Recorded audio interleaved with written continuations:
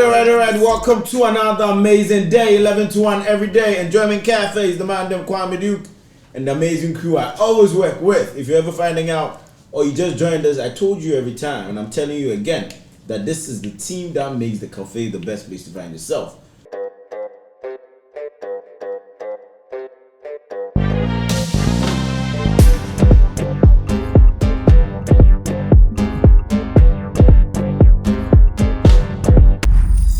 You are tuning into Enjoyment Radio, music for us, by us. Alright, so we're going straight into our Just Don't Quit for the day. Today we have it from the world famous lady herself.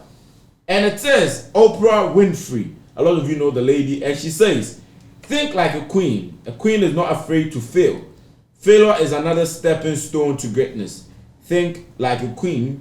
A queen is not afraid to fail. Failure is another stepping stone to greatness.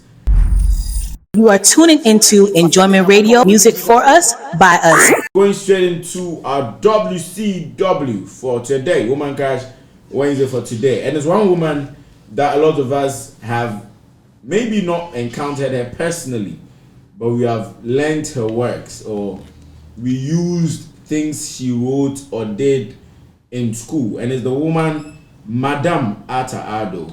Alright, so Madam Ata Ado was a Ghanaian author, poet, playwright, politician, and academic. Right? She was secretary of Ghana Education Service in 1982 to 1983 under our man Crash Monday. That is the man himself, Jerry John Rawlings administration. That's the PNDC administration. Her first play, The Dilemma of a Ghost, was published in 1965, making Ado the first published female African dramatist. You are tuning into Enjoyment Radio, music for us, by us. Alright. So straight into the brief for the day. We are starting with sports as usual. The Ghana Black Stars begin preparation for Madagascar.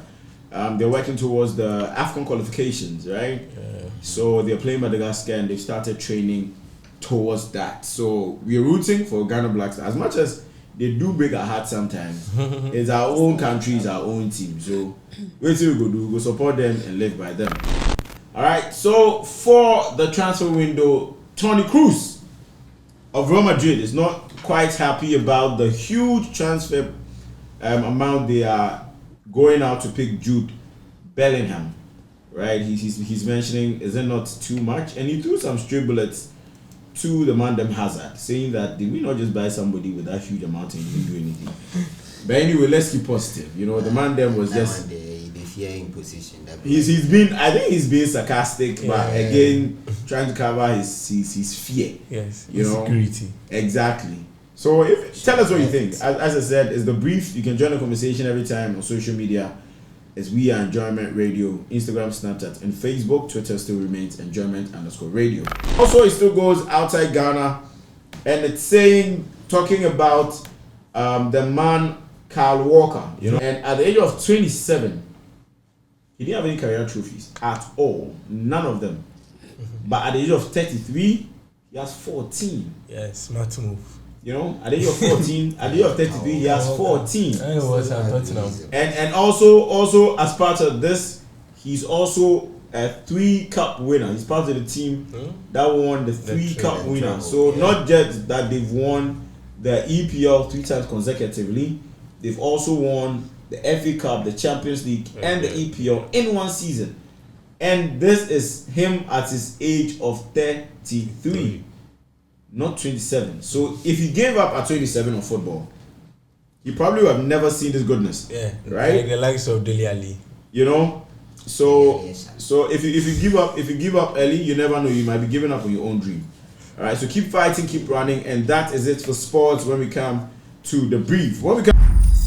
You are tuning into Enjoyment Radio, music for us, by us. So straight into lifestyle with Amanda Chat 2. What do we have on lifestyle or politics? Okay, let's start with politics. I think yesterday John Mama was in the news. Okay. And he's in the news today too. Managing editor of Daily Sunlight. Alright. You know Kenneth Ajay Kwanchi. Yeah. He has filed a lawsuit challenging former President John Mahama's eligibility to contest in the 2024 general elections. Okay. So the man them is trying to say that Mahama is not qualified to step out to be the flag bearer for the NDC in the coming election. Yeah. And he's basing on facts of law that in accordance to the constitution we all know, which has not had any changes, that according to the act in there, which was mentioned by the man in Chachu, he's saying that 66 clause, there's no clause 1 and 2. Clause 1 and 2. All right, so you can go and read it yourself and justify it and come back and tell us what you think about it as well. Davido just saying that he has a son in London named Dawson. That we don't know. It's just Davido. Hey, David, call me, let's talk. Because I'm just about to pre now for the other children. Yeah. So we too surprised. Yeah. I wait, but was it not recently got married to Chioma? Yeah. So wait, was it before Chioma or is after Chioma? No, the child has been there. Oh, so the child they grow. Mm-hmm. So normally he day. So is he telling Chioma indirectly in public, or he has told her he's telling us? Because normally you know concern me. Normally, you know really concern me. He made a statement in an interview though. So that's what I'm saying. Normally, you know concern interview us. It is you and indoor because if you have son. Nobody will pay school fees. Exactly. You understand? So unless he's trying to say something to tell Choma that, baby, you know, I told you I have 3, but last month before. Yeah. You are tuning into Enjoyment Radio, music for us, by us. I'm Rado. Yeah, it took Twitter to say, it took me 37 weeks of consistent rap delivery to break through. That was sad. As I worked harder to be on top, some choose the easy way. I mean, some choose to beef him and all that stuff. Yeah, but they got saved in the hard way. And he used Bible verse saying, Lazarus never came back. Be ready for the others on Friday, meaning he's coming back to with a new track on Friday. Yeah, on Friday. So for entertainment, the Recording Academy Grammy unveils new Grammy categories for 2024 as Highlife, Afrobeat, and Ghanaian Drill make the cut. I was waiting for this. Ghana 4D. All we dey wait be pay, then we jump on the make activation. So we can't just rather focus and say, oh boys, it be time to make music go.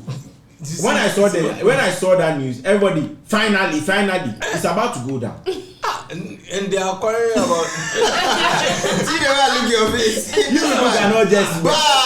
No, we just can't celebrate. Yeah, they added it to a category. What do you do? We need to work. Take the narrative, say it's time to work. Yeah. But rather they are making the news to say, ya can't move. This is the time to throw Rocky Dawuni's challenge. They need to bring more. Yes, now do the music because now Grammys is watching out for Afrobeat or Highlife.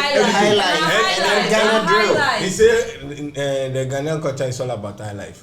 But the highlight of the show is Ghanaian Drill. We are not talking about the Highlife anymore. We are talking about we are rather focusing on the Ghanaian Drill. Which is the current genre. It's true. Oh. You see, me, I'm tired, honestly. Like Ghana, Bonnie small, Obalaji. Hey, the guy come back.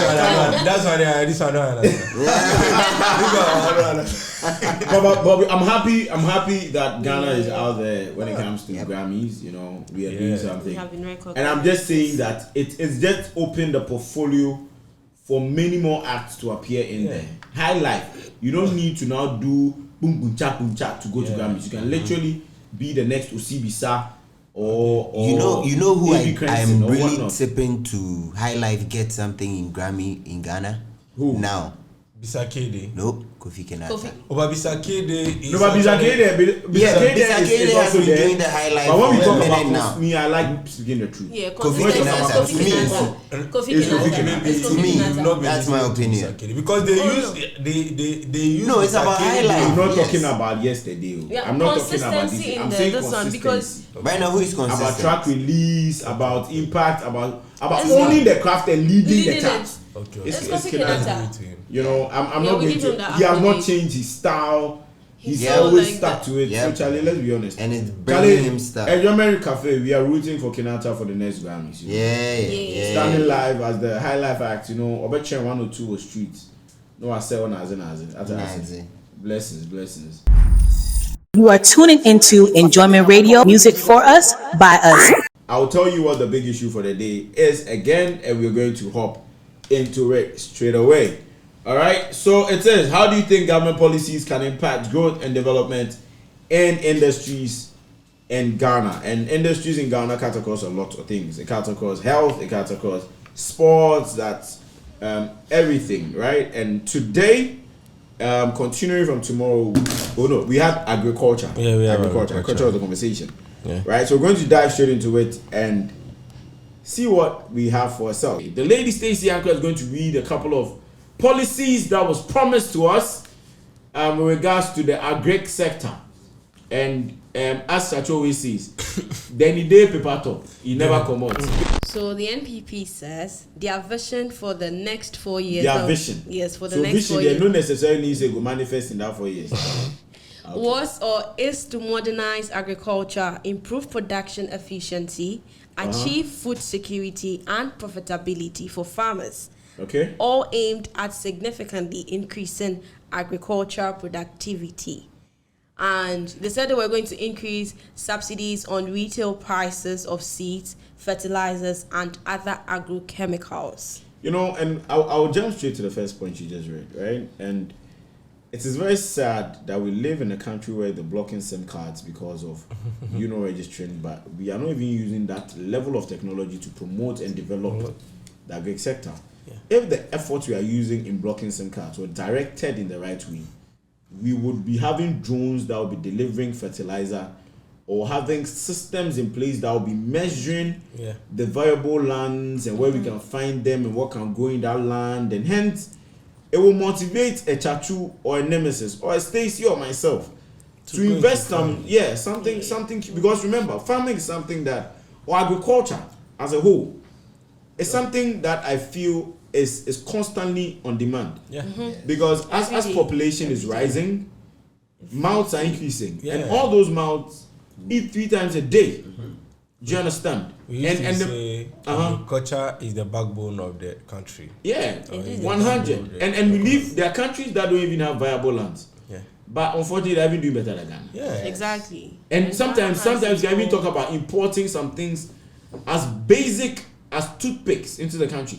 Do you know, personally, I'm living in that denial of believing it is very the possibility of that. Until I see a container loaded off a ship with toothpicks in it, I'm still living in the hope that it's not true. This is a promise, hence the reason why we voted.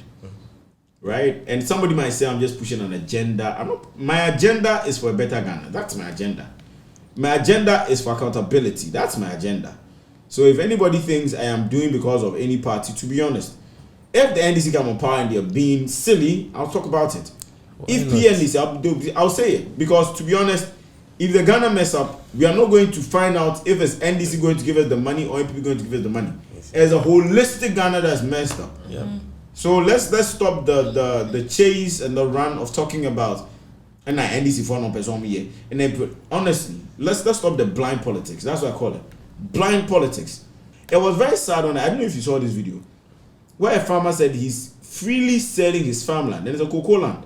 Mm-hmm. Right, and you were literally selling the farm during the interview, saying that he's selling it to the Galamsees. Yeah, because saying that he's probably going to make a lot more money that will put his kids and his grandkids in better schools than the cocoa. Because apparently the cocoa, when they buy it, and I'm going to do my research on that and come back to with the proper defense. But apparently they buy it at a very cheap price, and then it goes out there and it makes incredible rates.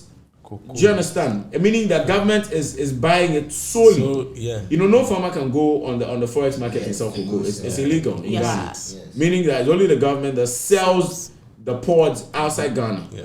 And if we are doing that, is it not right that we have a perfect structure that talks about what government is making? I guess what the farmers should make. Yeah. Because what's the motivation for these farmers to continue? That's my question. What's the motivation for these farmers to continue the act?